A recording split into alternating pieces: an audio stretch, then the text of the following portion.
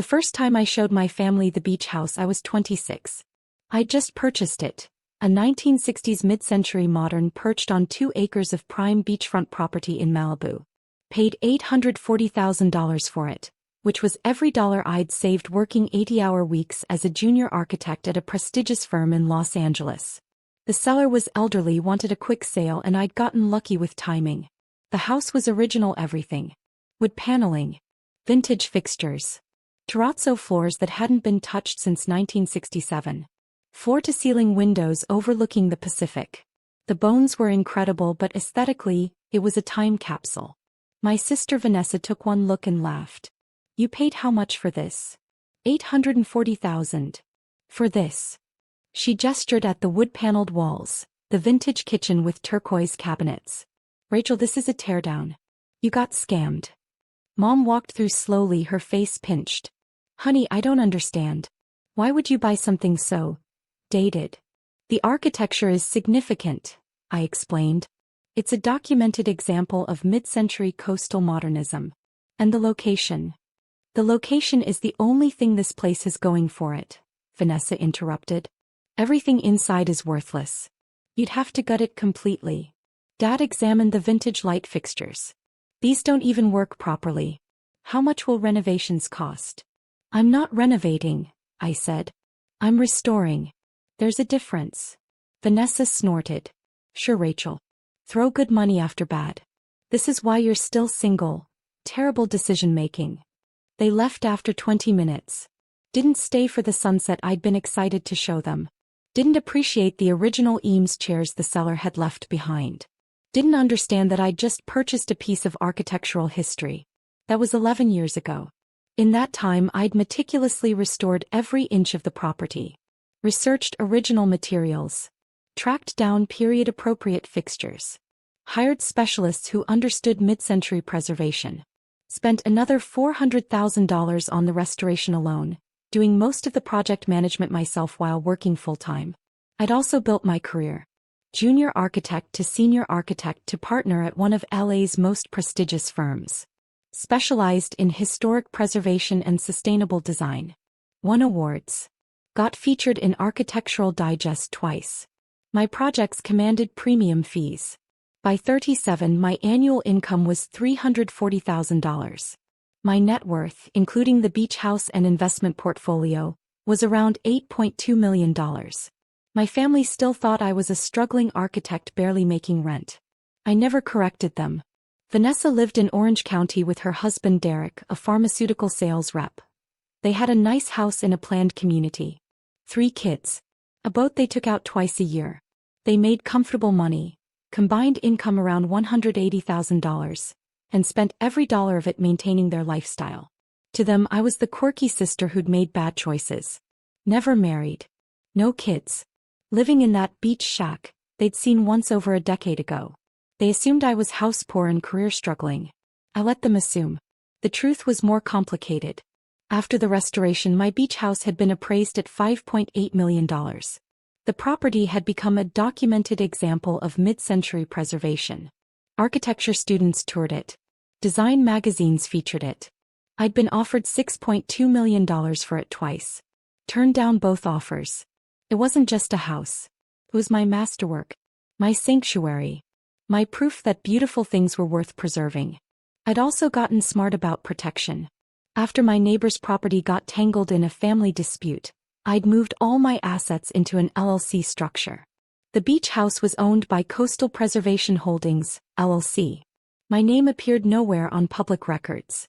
Property tax bills went to my business manager. Everything ran through corporate entities.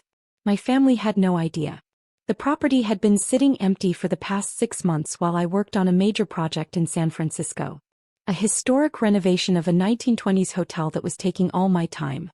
I'd been staying in SF during the week, only coming back to LA on occasional weekends. I'd hired a property manager, Elena, to handle maintenance and security. She checked on the house twice weekly, managed the gardeners and cleaners, handled any issues. The house was in perfect condition, just temporarily unoccupied. Then I got Vanessa's text. I was in a client meeting in San Francisco when my phone buzzed. I glanced at it during a break. "Vanessa, Sold your beach shack for $200,000. You need the money. I stared at the message. Read it twice. 3 times. Before I could respond, Mom chimed in on the family group chat. Mom, good decision, it's falling apart anyway. Maybe now you can afford a real place. My fingers hovered over the keyboard. A dozen responses came to mind.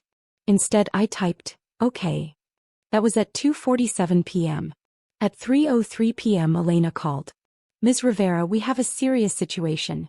I just received a call from a title company about a pending sale of the Malibu property. They're requesting documentation for a $200,000 transaction scheduled to close next week. My blood went cold. What transaction?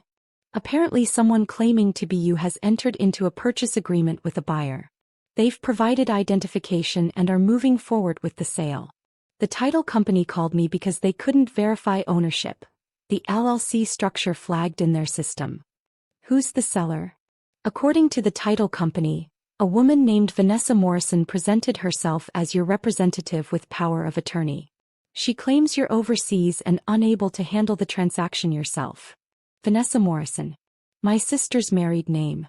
Elena, I need you to do something for me immediately. Anything. Contact the title company. Inform them that any sale documentation is fraudulent. The property is not for sale and I have authorized no representatives. Then call our real estate attorney. This is attempted theft. I'm on it. Ms. Rivera, how did she even know about the property specifics? Good question. I hung up and called Vanessa. She answered on the second ring, her voice bright. Rachel, did you get my message? I know it seems fast, but Derek has a friend who's a real estate agent, and when I told him about your place, he said he had a buyer immediately. Cash offer, quick close. I figured you'd be relieved. How did you access the property? What do you mean? I still have the key you gave me years ago, remember? When you first bought it and wanted someone to check on it while you were working those crazy hours. I did remember. I'd completely forgotten about that key. Walk me through this, I said calmly. You took a buyer through my house? Well, yeah. Derek's friend brought his client last week. I met them there, showed them around. Rachel, I have to be honest. The place is worse than I remembered. Nothing's been updated. Still has all that weird old furniture and those outdated light fixtures. But the buyer loves the location and plans to tear it down and build new. He was willing to pay $200,000 for the teardown value and land. The teardown value and land, I repeated. Right. I mean, I know it's not much, but given the condition and the fact that you obviously can't afford to maintain it properly. What made you think you could sell my property? Oh, come on. I helped you. You've been struggling with this place for years. The property taxes alone must be killing you. I figured I'd spare you the embarrassment of having to list it and admit you couldn't afford it anymore. Did you sign any documents? Just the purchase agreement. Derek's friend walked me through it. We need your signature on the final paperwork by Friday. I told them you'd be grateful. I was still speaking calmly. Years of client meetings had taught me to control my voice even when everything inside was screaming. Vanessa, I need to be very clear. You don't have the authority to sell my property. Rachel, don't be stubborn. $200,000 is good money for that place. Take it and buy yourself a nice condo somewhere. Something you can actually afford to maintain. What did you tell the buyer about the property condition? The truth. That it's a 1960s fixer-upper that hasn't been touched in decades. Original everything, all outdated. Needs complete renovation or tear down. The buyer's excited about the lot value. And what did you sign as? What do you mean? On the purchase agreement. What did you sign as? Your representative. Derek's friend said it was fine as long as we had your approval, which obviously you're giving now. I'm not giving approval. Silence. What? I'm not approving this sale. In fact, I'm informing you that you've just committed several felonies.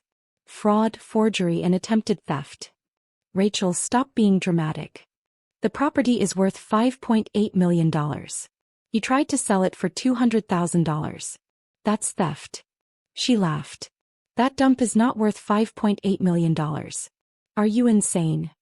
The property was appraised at $5.8 million 14 months ago. I have documentation. It's a fully restored mid-century modern with documented architectural significance. It's been featured in Architectural Digest twice. I've turned down offers of $6.2 million. The line went quiet. You're lying. I'm not. And you've just attempted to illegally sell a multi-million-dollar property for $200,000. I'm contacting law enforcement. You can't. I was helping you. You were stealing from me. There's a difference. I hung up. My phone immediately started ringing. Then Mom. Then Dad. Then Derek. I declined all the calls and contacted my attorney.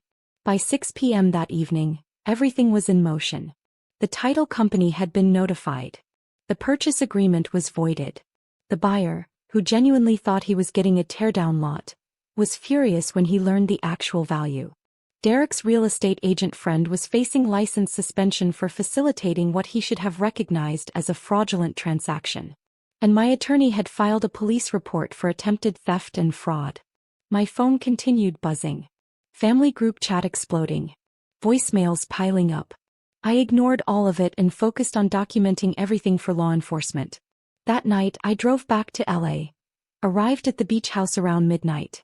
Elena had arranged for a locksmith to change all the locks and install a security system upgrade. The house was exactly as I'd left it. Perfectly restored. Every detail immaculate.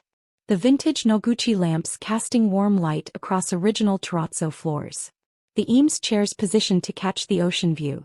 Glass walls overlooking private beach access worth millions by itself. This wasn't a shack. This was a documented masterpiece. And my sister had tried to sell it for $200,000. I slept in my own bed that night for the first time in weeks. Woke up to sunrise over the Pacific. Made coffee in my restored vintage kitchen. At 9 a.m. my attorney called. Rachel, the police want statements from everyone involved. Your sister is claiming she thought she had your permission. The buyer is threatening to sue everyone. And, this is important, your sister apparently showed the buyer a different property interior. What do you mean? The buyer described a rundown house with water damage, broken fixtures and structural issues. That's not what's in your property photos. She apparently took him through when it was dark, pointed out every flaw she could invent, and convinced him he was buying a teardown. So she committed fraud against the buyer too. Exactly. He's now an ally in the criminal case. He was defrauded as well. At 11 a.m., 2 detectives arrived at my house to take my statement. They walked through slowly, taking in every detail. The preserved architecture. The museum-quality furnishings. The clear evidence of professional restoration. Ms. Rivera, one detective said. This property is extraordinary. How did your sister think she could sell this for $200,000? She thought it was worthless, I said simply. She saw it once 11 years ago before restoration. He never came back. She assumed it was still a rundown shack. But didn't she see the interior when she brought the buyer through? According to my attorney, she brought him at dusk, used minimal lighting and apparently lied about structural damage and code violations. The buyer thought he was buying a teardown lot. She defrauded him as thoroughly as she tried to defraud me. The detectives documented everything. Took photos. Reviewed my ownership documentation and appraisals. This is one of the more clear-cut fraud cases I've seen, the second detective said. Attempted theft of a $5.8 million asset, fraudulent representation, forged authorization. She's looking at serious charges. After they left, I finally checked my family messages. 93 unread texts. Vanessa, you're overreacting, Vanessa. I was trying to help, Vanessa. You can't seriously press charges against your own sister, Vanessa. We're family. Mom, Rachel, call off the police, Mom. Vanessa made a mistake, Mom. She didn't know, Mom. You're being vindictive. Dad, this is getting out of hand. Dad, just accept the $200,000 and move on. Dad, why are you doing this to your sister? Derek, you've ruined our lives, Derek. Vanessa is being investigated by the police, Derek. All because you can't take help when it's offered. I read through all of them. Then I composed a single response to the family group chat. I'll address this once. Vanessa attempted to sell my property, worth $5.8 million, for $200,000 without my knowledge or consent. She forged authorization documents. She defrauded a buyer by misrepresenting the property condition. These are felonies. The legal process will continue. Don't contact me again about this. Mom called immediately. I declined. She called again. I declined. Text from Mom. At least tell us why you lied about the house being worthless. I responded, I never said it was worthless. You assumed. You saw it once 11 years ago before restoration. You never visited again. Never asked about it. Never showed any interest in my life or career.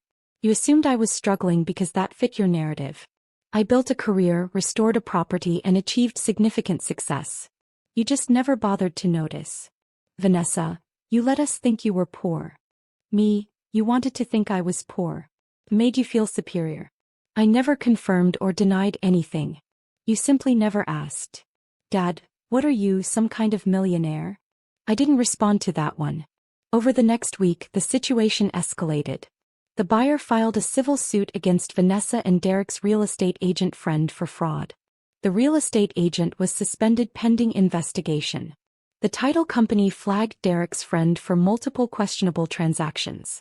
The DA's office reviewed the case and decided to prosecute. Vanessa was charged with attempted grand theft, fraud, and forgery. Derek was investigated as a potential accomplice. His involvement in arranging the deal raised questions. My family's response was to blame me. Group chat messages I didn't respond to but couldn't help reading. Mom, you're sending your sister to prison. Dad, family doesn't do this to family. Vanessa, I have 3 kids. Rachel, how can you do this to them? Derek, we're going to lose everything because of your vindictiveness. My phone rang at odd hours. Unknown numbers. Probably relatives calling to tell me I was wrong. I blocked them all. One voicemail got through before I blocked the number. Aunt Carol, Mom's sister. Rachel, I don't know what's gotten into you. Vanessa made a mistake, sure, but prosecuting her? Making her lose everything? That's not the Rachel I know. Used to be sweet. Now you're cold and vindictive. Maybe money changed you. Maybe that fancy house made you forget where you came from. But family is supposed to matter more than property. Think about what you're doing. I saved the voicemail. Played it for my therapist the next week. What do you notice about the message? She asked. They think I'm the problem. What else? They think I changed. Became cold. But I'm just responding to theft. Do you think you've changed? I considered it. I think I stopped accepting their version of me. The struggling little sister. The one who makes bad decisions. The one who needs their help and pity. I never was that person, but they needed me to be. And now they're confronted with reality. And they're angry at me for it. The legal process continued. Vanessa hired an attorney who tried to argue she'd made an honest mistake. The evidence was overwhelming. Photos proved the property's condition. Appraisal documents proved the value. Testimony from the defrauded buyer proved the misrepresentation. Digital communications proved premeditation. 3 weeks after Vanessa's text, I got a call from the prosecutor. Ms. Rivera, Vanessa's attorney, is requesting a meeting. They want to discuss a potential resolution outside of criminal prosecution. What kind of resolution? Restitution. Apology. Admission of wrongdoing. In exchange, they're hoping you'll agree to request reduced charges. What do you recommend? Honestly, the evidence is solid. We can prosecute successfully. But if you're interested in preserving any family relationship, a negotiated resolution might achieve justice while avoiding a trial. I thought about it. Set up the meeting. The meeting took place in my attorney's conference room. Vanessa, Derek, their attorney. My attorney. The prosecutor observing. Vanessa looked terrible. Dark circles under her eyes. Hair pulled back messily. None of her usual polished appearance. Her attorney spoke first. My client deeply regrets her actions. She acknowledges that she made serious errors in judgment. She's prepared to offer a formal written apology and discuss restitution terms. Let's hear the apology, my attorney said. Vanessa's attorney nodded to her. Vanessa looked at me, eyes red. Rachel, I'm sorry. Thought I was helping. I know now that I wasn't. I was wrong to access your property, wrong to engage with a buyer, wrong to sign any documents. I violated your trust and your property rights. I'm sorry for the damage this has caused. It sounded rehearsed. Probably was. But she'd said the words. And the restitution? My attorney asked. My client is prepared to pay $50,000 over 5 years as symbolic restitution for. No, I said.